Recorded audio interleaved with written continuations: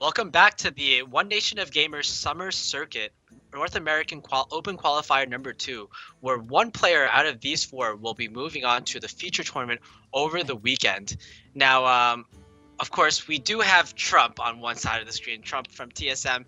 He's going to bring a pretty good lineup. Pretty amazing that he got so far in the tournament. It was a tournament of 256 players, and it will be one time where Trump is not invited to this tournament, but he has to make his way himself. But standing in his way will be a player from Australia by the name of Deckizz, who's bringing certainly a very interesting lineup. What do you think about that lineup, Hotform? Yeah, to me, these are all the least commonly picked classes right now. Paladin is becoming a little more popular in the tournaments. I think Druid has fallen out of favor a lot, and then Shaman is, of course, one of the least played classes, probably alongside Priest for the ones we see most rarely. So for him to have made it this far, he's definitely got expertise under his belt, and he knows his decks well. Yeah, we also requested a few facts from these players beforehand, especially Deckizz, because we probably don't know him too well. And he actually responded that his favorite deck is mid-range Shaman. One of my favorite decks as well. One of your favorite decks, I know, Hot Form. And it's going to be pretty interesting because more likely than not, we will be seeing mid-range Shaman instead of mech Shaman in this tournament. And that's going to be pretty exciting. I see one of Decky's comments is, "I'm good at Druid when I draw Wild Growth." So I guess we'll have to hope that he draws Wild Growth in these games to see his Druid ability. Does that mean he actually just plays horribly when he doesn't draw Wild Growth? I'm not sure. At face value, that's what it says to me, basically. Now, sometimes an innervate, gotta have an innervate in there too, right? Yeah, fair enough. One interesting thing about his lineup is also mid-range Shaman has actually done fairly well in tournaments recently. Hawkeye from DreamHack, he actually went 6-0 in the DreamHack Open Series, in the DreamHack Swiss qualifiers, basically. And he swept it all with Shaman, with one Lightning Storm, basically saying that I'm going to ignore all Patron Warriors, I'm just going to auto-lose to that with my lineup, but I'm going to win every single match. And he did so in pretty convincing fashion. That's really cool. I also like seeing that Trump made it through the open bracket to get here, right? It takes quite a bit of time commitment, and then you have to beat all of the people standing in your way, right? So for Trump to take the time and commit to that and actually work his way through the open bracket really says a lot about his character as a player, I think. Yeah, not only that, but he actually streamed his way through the open bracket. So not only were his opponents able to see the cards that he was running from the previous rounds, but also he was commentating the entire time. So also not a very difficult thing to do, commentating when you're in a high stakes tournament and also playing that tournament at a high level as well.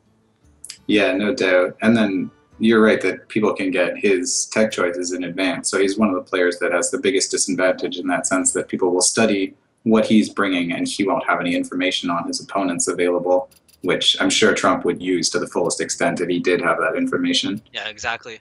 Another thing is that because Trump is such an exposed player, because he tends to play in a lot of tournaments, even if he didn't stream his run, pretty much from Deckizz's perspective, you know what decks your opponent is running, because throughout Trump's stream, he pretty much always plays kind of the same decks, mid-range Paladin. I have to gather a Handlock from Trump and probably a Patron Warrior. Possibly a Control Warrior, although he's kind of been switching more to Patron these days. Yeah, I think he's bringing Handlock too, right? That's kind of a dying breed right now. We've seen so many Malagos Warlocks that the Hand Warlock does have a bit of a weaker match against the Malagos Warlock, in my opinion, but in other matchups, such as against Patron Warriors or against Rogues, it's a little bit stronger. So I guess he prefers that edge, or maybe just his experience with the deck leans him towards picking that. Yeah, I think Trump is, looking at Trump's strategy, I think he's mostly thinking about what are the 3 best decks that I can play right now. And from Trump's streams yesterday, I know he's playing midrange Paladin, Handlock, and Patron Warrior. And I do believe that those are the decks that he's most confident with overall in the metagame.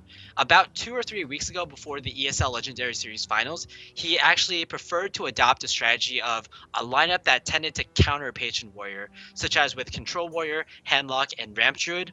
But ever since he kind of fell out in a lot of tournaments, still losing to Patron Warrior, I think he's kind of given up that strategy. Because as you said, Hot Form, sometimes Patron Warrior just it might be, its worst matchup might just be 50%, right? Yeah. So if we were looking at the strategy that Deckizz might try to bring in approaching the class picks, I would think that he would want to play his Shaman versus the Paladin or Warlock, his Druid versus the Warrior or Paladin, and his, I don't know, see, it's tough. Honestly, I would give the advantage a little to Trump just in the way that the class breakdown works out, but all of the matches are going to be pretty close. Like, I don't think anything here is a landslide to one side. It's just small edges, and then the players need to try to pick what they think the opponent is going to bring and get that little bit of mind game on their side. So I think the first pick will determine a huge amount in this series to see who wins the first game, and if you've taken a game with a specific deck, then suddenly your lineup becomes a lot more, it's a lot easier to pick against what your opponent's going to bring next, because you can favor, say you win as Deckizz with Druid first, you might just pick Paladin knowing that you can get a win in one of the next 2 games, and then your Shaman will have 2 chances as well. But the first game, I think, is going to be really important for these players. Oh yeah, definitely. Specifically because there's like a lot of matchups that are kind of like, I would say, counters to the other matchups.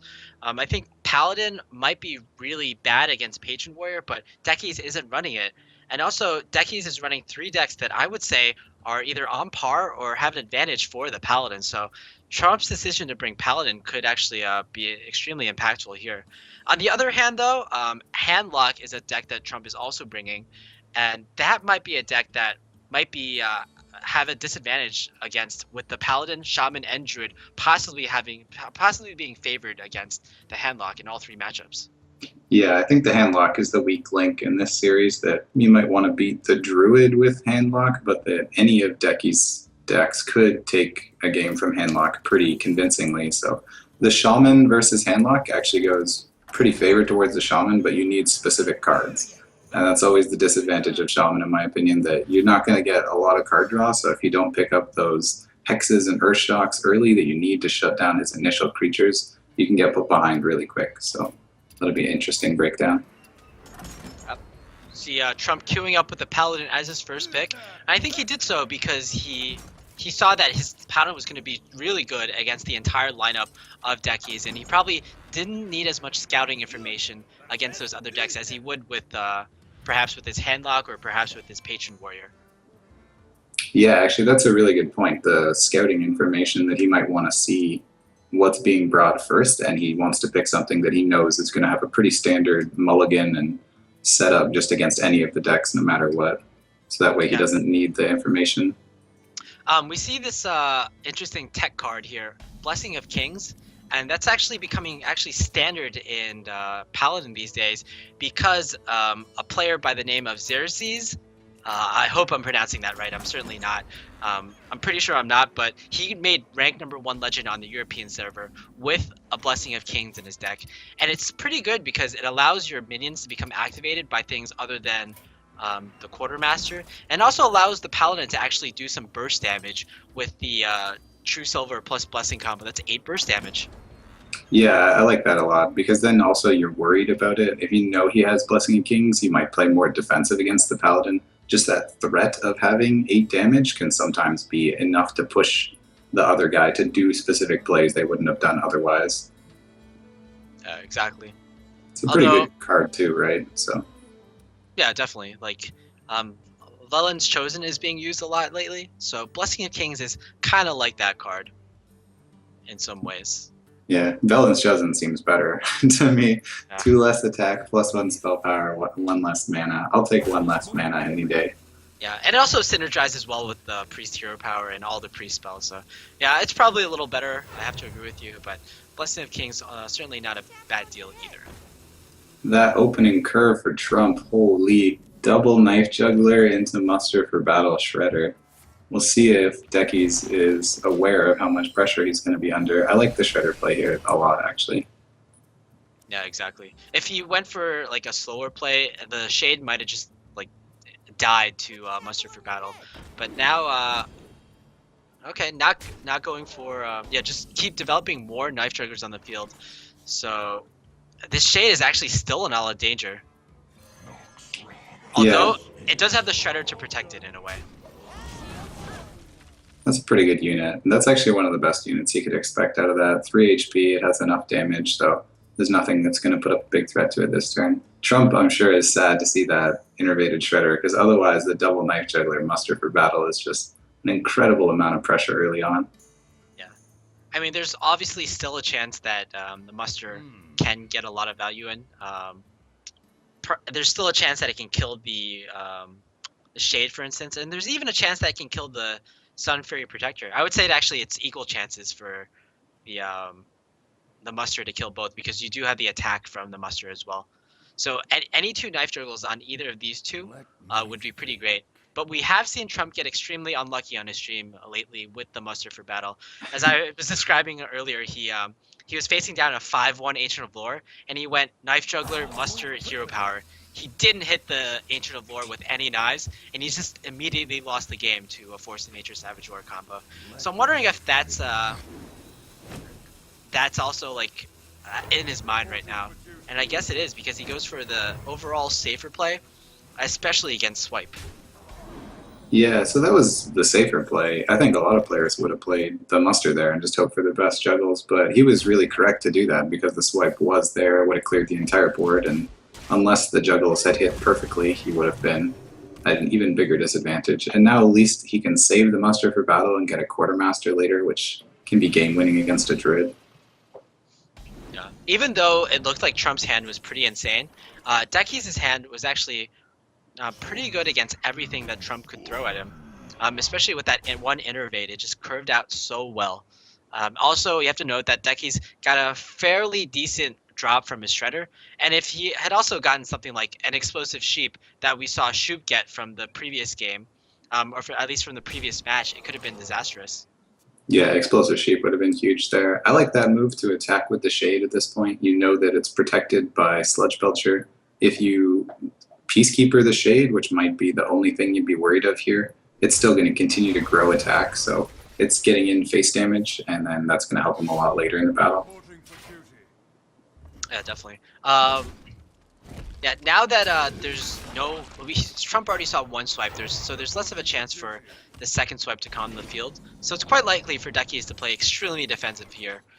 Perhaps even trading his Shade into one of the 1/1s. Do you think that's ever a good decision? Yeah, I think I would agree that that's probably what he's going to do, just because you know if you get Quartermastered here, it's going to blow you away. And although Trump doesn't have the Quartermaster, that fear of just taking an instant loss because you weren't careful enough would be so present in your mind. I think that he's going to be happy to trade with those. We'll see, though. The risk would pay off here if he didn't, so... Wow. So he takes the greedy road. A great move for him as well. Spectator mode being extremely uncooperative so far. Perhaps it's due to the new patch today, which brought us Tavern Brawl, but I've actually never seen this bug before. It's really interesting. Did you get a chance to try out the Tavern Brawl yet? I did, and I have to say that a lot of people are saying that Nefarian is overpowered, but I think it's like probably closer to 50-50 than most people think. What's your experience, Hotform? I didn't get to play it much, but I watched a couple people play it. I think that it's pretty even. I think that they did a really good job of balancing that, at least for the time being. And then they're going to release different ones each week, right? So that's something to look forward to as well. Yeah, exactly.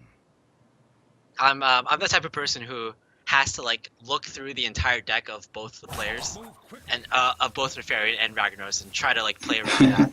I'm that guy basically. But I'm the guy that just goes in and plays all the cards that he's dealt. No, fair enough. Different types of gamers.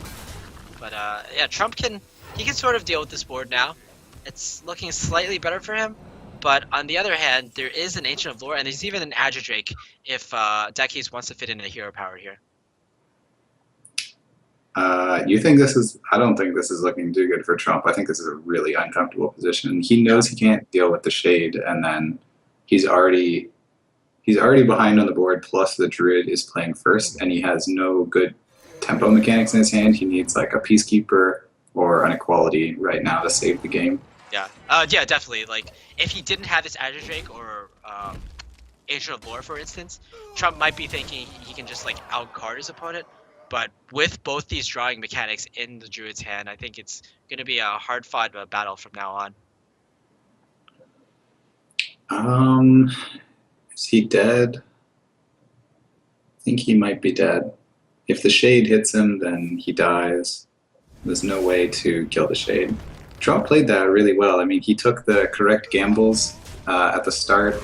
He played the Zombie Chow, and then that got swiped, and he played Muster after. No Quartermaster was drawn, just wasn't really one he was going to take. I would normally give the advantage a little to the Druid in this match because the combo is so relevant later, but this was just a board control win, honestly. Yeah, just unfortunate how all the cards ended up, because even though Trump got sort of the dream Knife Juggler battle, double Knife Juggler start, the Druid was able to deal with it so effectively.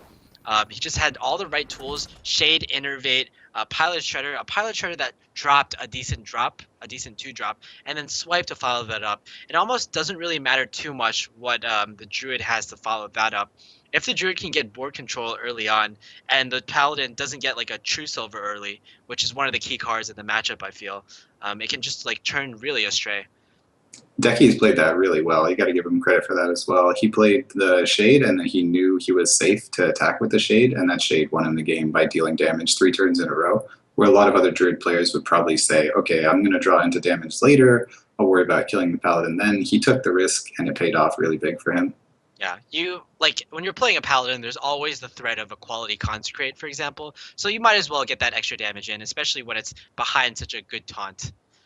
Trump, he queued up with the Paladin last game, and unfortunately he took a loss, but I think it's very likely that he'll kill with the Paladin yet again, just based on the matchups that are remaining. Yeah, I think that's a good choice, but like I said, the first match determined a lot there, so I think Deckizz has the pick advantage now. He gets to say, okay, which deck do I think is going to be weaker, and do I want to get that out of the way first? Do I think he's going to pick Paladin again? Do I want to just counter Paladin?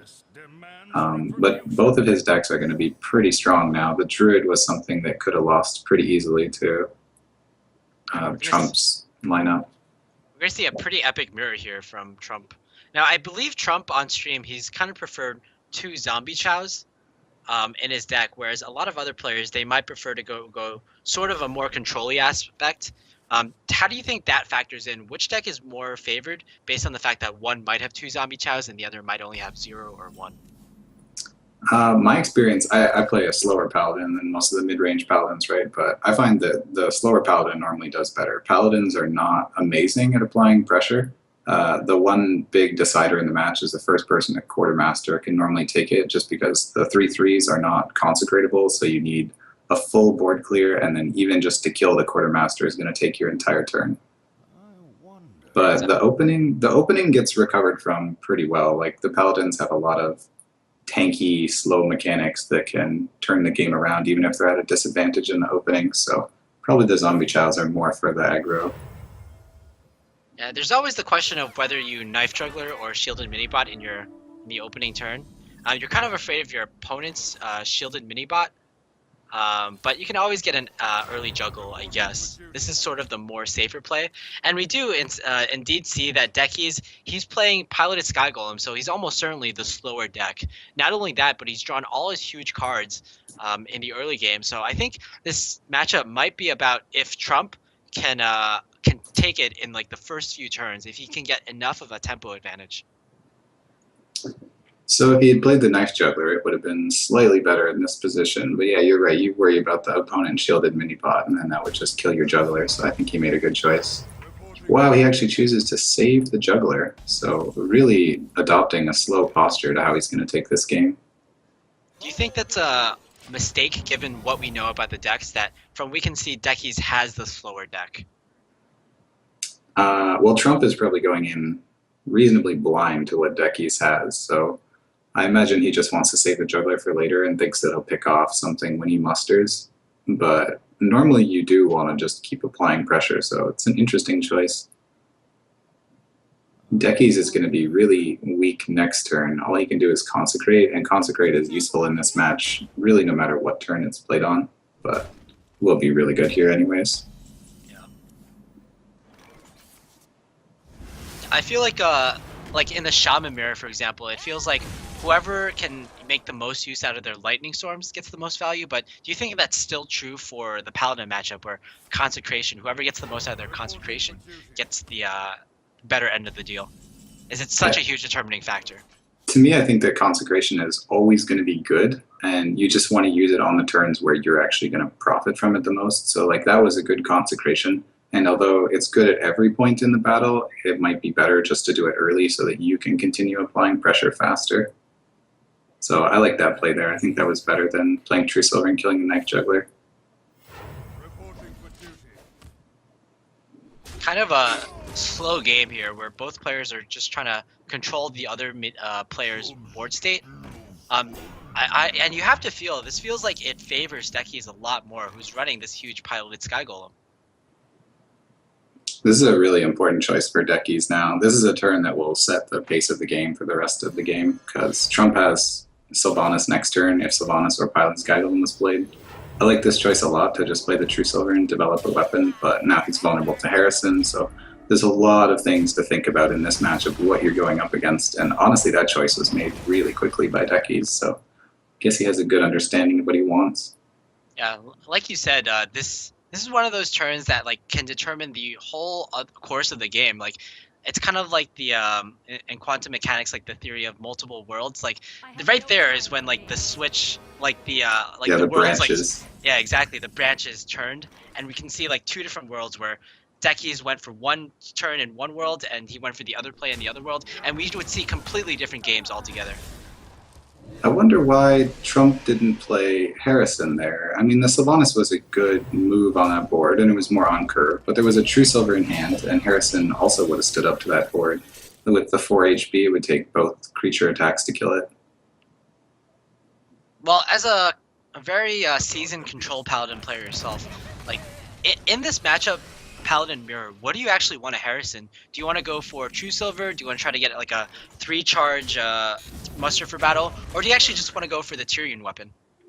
Most of the time I would just look for the fastest kind of Harrison possible, and you would rather answer Tyrion when that actually gets drawn, because you don't expect to go through the entire deck, so there's plenty of occasions where the game will be over before Tyrion makes an appearance, or maybe you'll have a silence or some other way to deal with Tyrion properly at that point. But obviously Trump has a good strategy in mind that he's playing towards. Yeah. I mean, if he didn't, he would have gotten this far in the open qualifier. So this is a really tough turn now. Sylvanas on board. You can't really kill it. You could kill it with the True Silver and then guarantee you lose the Death Rattle. And then you would play another Shredder, which is kind of even on the board, but your opponent gets turn lead. Also, like, the True Silver doing 1 damage to the Sylvanas probably isn't the best deal that you have.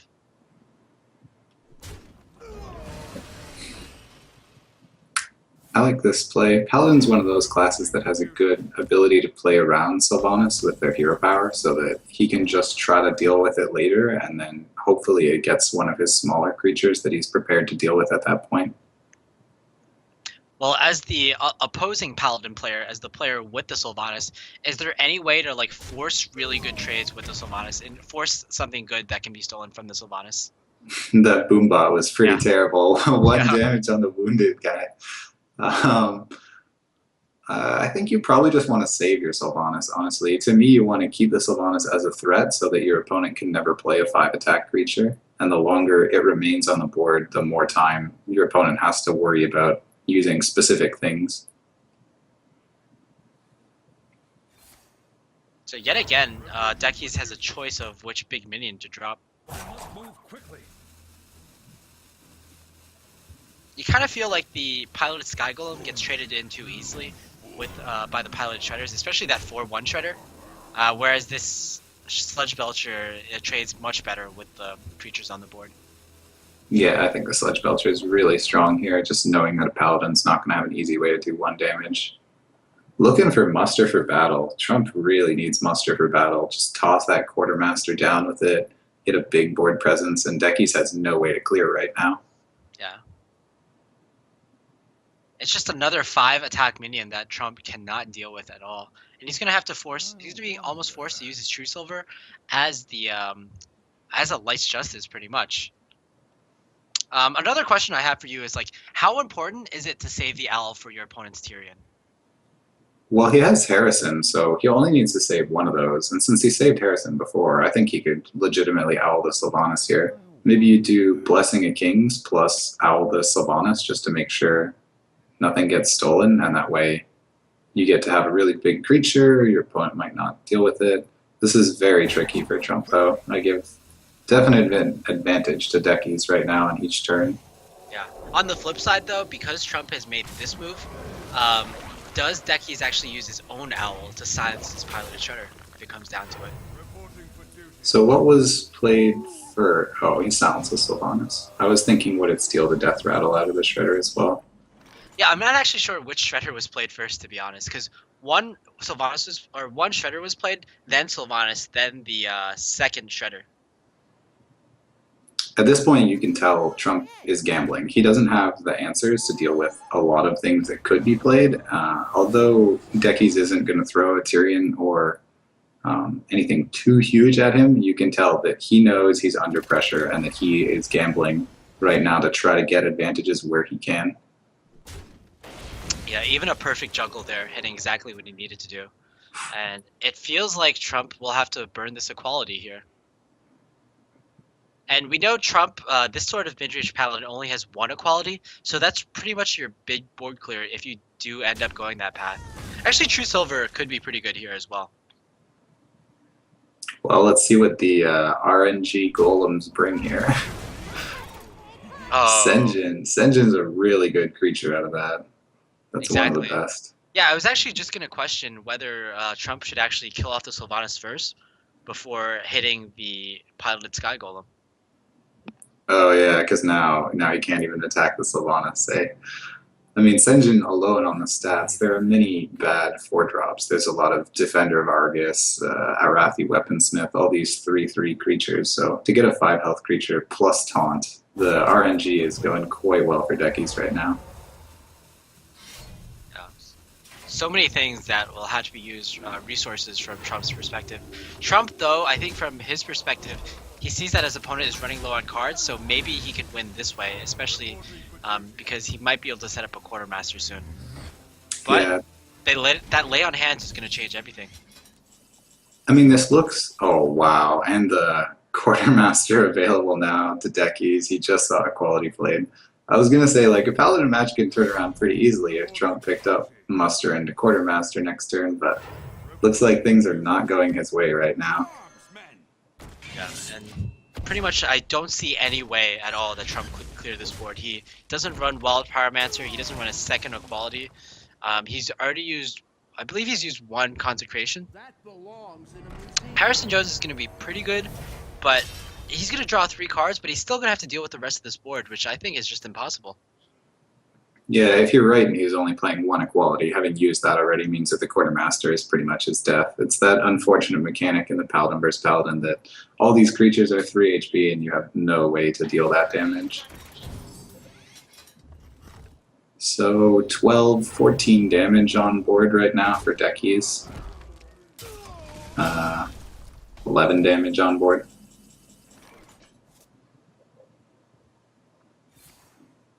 Okay, this, it's maybe not that bad. It's still a pretty tough position, but Trump has lay on hands as well. He's not going to die this turn.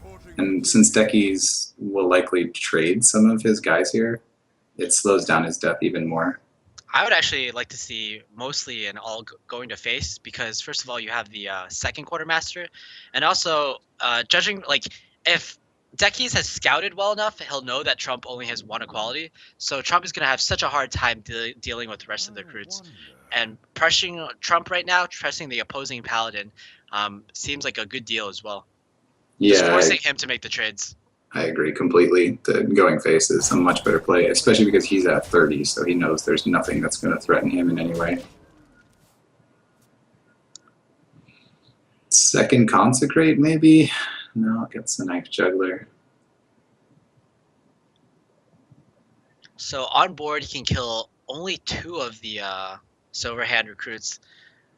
He also has to worry about that, like, innocuous 1/1 on the field, because it can also be buffed by a Quartermaster.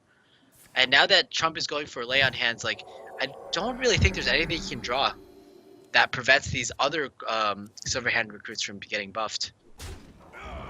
And he Yeah. doesn't. Oh man, he doesn't even kill the Silverhand recruits. He goes for the Quartermaster. I mean, I like that play there. I think that he is not going to be able to play around everything at this point. So he's trying to make a play and say, okay, if my opponent doesn't have, if my opponent doesn't have second Quartermaster, but Deckizz is sitting on second Muster and second Quartermaster, so there's not really a lot going in Trump's favor right now. Yeah. That being said, though, Trump does have 2 consecrations, so he'll at least be able to deal with this board. Yeah, the 2 consecrations are really important. He's going to be at 5 HP when he does it, and he'll have only the shielded mini-bot left next turn, I think, after he consecrates.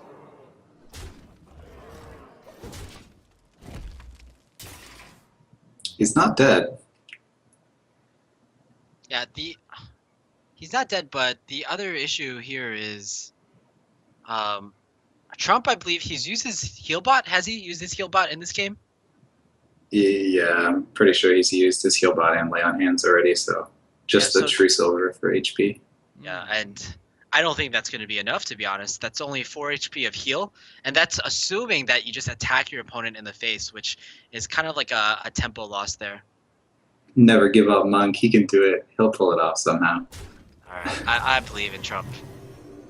It is looking pretty grim, though, at 5 HP, but he has a play at least, so the cards from Deckizz don't apply any immediate pressure, and Trump has a Quartermaster combo in his hand, maybe picking up Tyrion could be pretty good. Yeah, Deckizz would only be able to Peacekeeper Tyrion.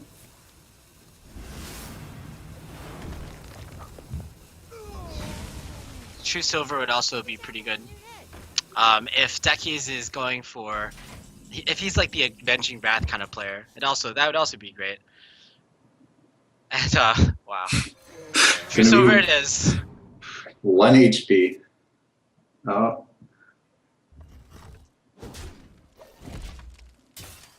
Well, Deckizz not missing a step at all. He knows what he needs to do. He's out for blood right now. 1 HP left for Trump. Trump, funnily enough, he can survive this turn, but then he dies to the 1 attack weapon from the Paladin.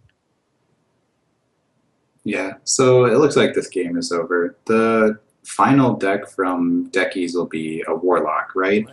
No, I think it's Shaman. Oh, right, Trump's the one with Warlock. Okay, so, well, Shaman is definitely known as one of the less popular ones. We'll have to see if Deckizz can take a game with that. It's going to be in his favor to take just a single match, but there's a lot of possibility that he could lose 3 in a row and Trump still takes the series. Yeah. I mean, to be honest, if the Shaman loses 3 in a row, people are going to start questioning if Deckizz brought the right deck to the lineup. It's out of any deck in the metagame, I do see Shaman having the opportunity to lose 3 in a row.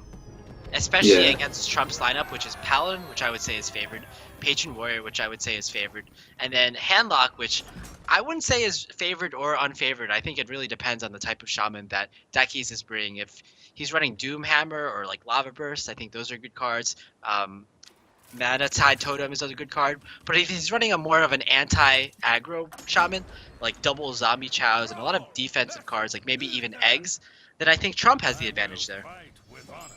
Yeah, I'm not sure which deck Trump will be bringing now, right? Oh, it looks like he picks Paladin again. This is a fairly even match, honestly, but the Hand Warlock will be the one that's toughest. I wouldn't have minded seeing him bring the Warrior, because Warrior is a really strong match against Shaman. You really just get answered by Lightning Storm. Shaman has no heals, so you can apply a lot of face damage. Has many mechanics that go in your favor. Oh, it's really interesting, because you said that most players, I think, would regard Shaman to be unfavored against the Paladin because they have a hard time dealing with a lot of 1/1s. You don't really want to Lightning Storm them. But you know what? Hotform, as the resident Paladin and Shaman expert, can you explain more about that matchup? Okay, so in this matchup, you mean the early board control makes a big difference. So the first 4 turns actually almost decide the game. And we can see that Trump has a better opening, so that'll go to his way. The Lightning Storm and the Consecrate are like the big comeback mechanics, but Paladin can fight from behind a lot more easily. And the Shaman, once they've gotten behind, they just have the Lightning Storm, doesn't always clear, has some RNG, gives them overload, so it's a lot more punishing to try to take the board back. Yeah, fair enough. So would you say that is actually the big advantage of Paladin, that they can take the board back from an unfavorable position? Yeah, or even just that, like both classes can take the board back from unfavorable, but Paladin's ability to take the board back is much more efficient because you're not worrying about harming your next turn and you're not worrying about it failing. I think Trump, by his reaction, he isn't too happy, but he looks okay with this Lightning Storm. A little unfortunate that it rolled 3 on the one that mattered, but you know what? Yeah, that's what you have to deal with. Trump has the ability to come back onto the board with a Pilot Shredder, but after that, it's looking kind of grim, to be honest. I don't know. This is still okay. Like Trump is down in cards by quite a large margin, but as long as he can return stuff to the board and he's still in command of the board right now, as long as he gets one more step up on the board, even just the Healbot here puts on a good amount of pressure. It lets him know that there's probably not another Lightning Storm, so he can keep playing everything into it, and the Shaman won't be able to build a board back up on his own. Doesn't play... Sorry. Yeah, I was going to say, what do you think about this Healbot versus just the Silverhand Recruit? Do you want to play it slower in this matchup? I would have played the Healbot, without a doubt. I think having as much power on the board after you've seen him Lightning Storm is really helpful. But he might know that he wants to save it for a heal later, maybe. Yeah. Maybe Trump's mindset is that, because a lot of players, I think besides you, almost everyone thinks that Paladin is extremely favored. So maybe Trump is thinking, if I play the long game, I should be able to win it out in the, just like straight up. He's setting up for a really good Quartermaster or Dr. Boom next turn, both of which are going to be really hard to deal with. I think I like the Quartermaster a little better than Dr. Boom here, just because you know there's been a Lightning Storm and Sylvanas won't be able to trigger on anything. But he goes for the big one. See if that pays off for him. Yeah, now it's actually Trump going on the aggressive, so quite an interesting series of plays there. Switching between the two modes, and I think this is pretty alright given that you've already seen one Lightning Storm from Deckizz, and now no matter what Sylvanas steals, I mean if he steals Dr. Boom or the Pilot Shredder, you're kind of sad, but more likely than not, Deckizz will be stealing a weaker minion. This is a really tough choice here for Deckizz. He has a lot of spells in hand, but this is the turn where he knows he needs to do something major to recover the board. He has a lot of like the comeback mechanics though, like Earthshock, a comeback onto the board mechanics. Earthshock is really good. BGH, perfect against the Dr. Boom. Just a lot of answers all throughout.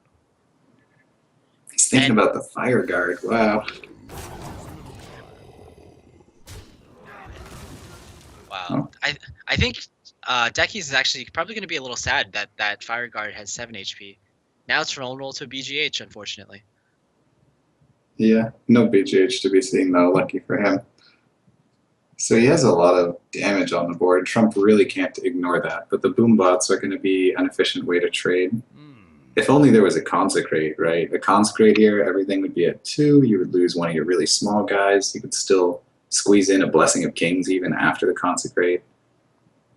Yeah, I think instead you might be even forced to use your True Silver Champion on these 2 HP creatures. Oh my god! Oh, well, alright, maybe a little RNG for Trump this game. Hopefully he can make use of that well. So almost certainly this Flame Tongue Totem is going to get stolen. But Trump has the perfect answer in the True Silver Champion. Oh, it's unfortunate.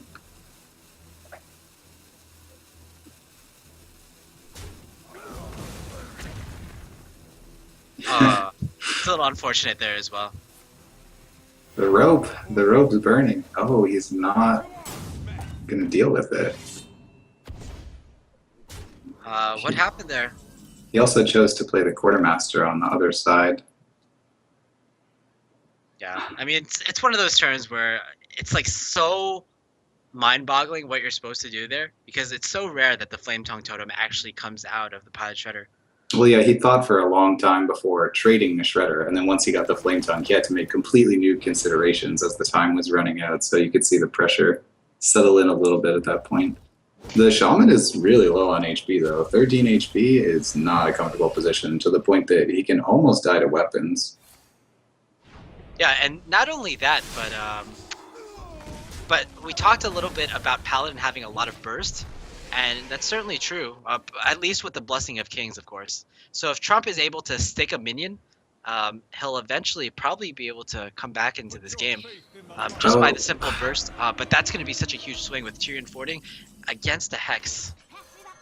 Oh, that's always the worst feeling. You draw a Tyrion, you think, okay, well, it's the least likely time for him to have a Hex. I might as well go for it, see if I can get a little bit back. But then Ribbit, suddenly your best creature is nothing more than a simple frog.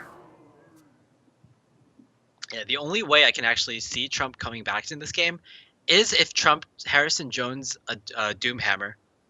Pretty much the only opportunity. And from our perspective, it looks like Deckizz is in such a comfortable position that he might just use the he might save Doomhammer even if he draws it in order to combo with the Rockbiter weapon. At this point, I'd be really tempted to go face, but Deckizz does have the Healbot in his hand, so that would be a pretty big mistake. Just knowing he's at 13 and that you could draw into really any small amount of damage, like 2 Consecrates or another Muster for Battle after that point to squeeze in the victory would be really tempting here. Yeah, exactly. And probably, even though that's not lethal now, Deckizz can set up for lethal in the next 2 turns, just judging by the amount of damage he has in his hand. I just want to say, I mean, Trump played these games really well, right? But it doesn't seem like it's worked out in his favor most of the time. He's been attempting things that were good risks and always a fair gamble, but none of them have paid off yet. The Tyrion got hexed, the Boombots didn't work. The one brief moment of RNG he had was the Flame Tongue Totem, but in the Paladin mirror, I mean, Deckizz was in command the entire game. It's just been kind of heartbreaking. Well, you had the suggestion to play the Healbot on turn 5, for example, instead of a Silverhand Recruit, and that actually might have made the difference. We can see right now that Deckizz is at 13 HP, so maybe just the bit of extra pressure might have changed it up a bit. Yeah, I think the Healbot was a good play there, just because there's nothing, once you're behind and you're losing health, then you're looking for a much bigger comeback mechanic. You want to have units, not a lot of health. Yeah, in this type of match. If you can imagine that the Healbot might have gotten 2 to 4 more damage in, and both these True Silver hits went to face, plus the Consecration, that just might be enough to do it if, of course, Deckizz didn't have the Healbot. Or even just being able to trade into one of the creatures that Deckizz played so that he could maintain more presence on the board and then it wouldn't stack up as fast. The Dr. Boom as well. He Dr. Boomed and he got BGH, right? But he could have also played Hero Power and Quartermaster there, which was another legitimate option. I mean, Dr. Boom was a worthy risk, no doubt, but in the end, that did not pay off for him very well.